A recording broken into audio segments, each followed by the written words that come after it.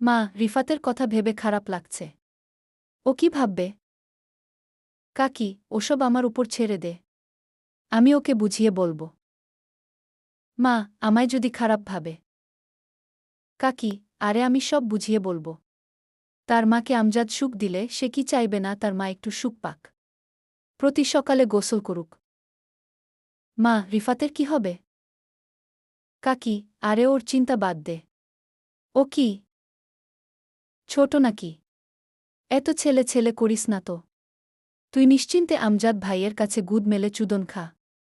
দেখবি আমজাদ ভাই তোর পেটে আর একটা ছেলে এনে দিবে। বলেই দুজনে হাসাহাসি শুরু করল। দেখবি আমজাদ ভাই তোর পেটে আর একটা ছেলে এনে দিবে। বলেই দুজনে হাসাহাসি শুরু করল।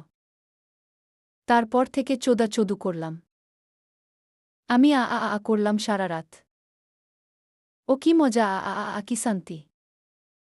আরও জোরে কর বাবা। আমার কোমর ভেঙে ফেল। আ আ আমার ভোদা ফাটিয়ে দে। আমি মাম করছি। আ আ শান্তি।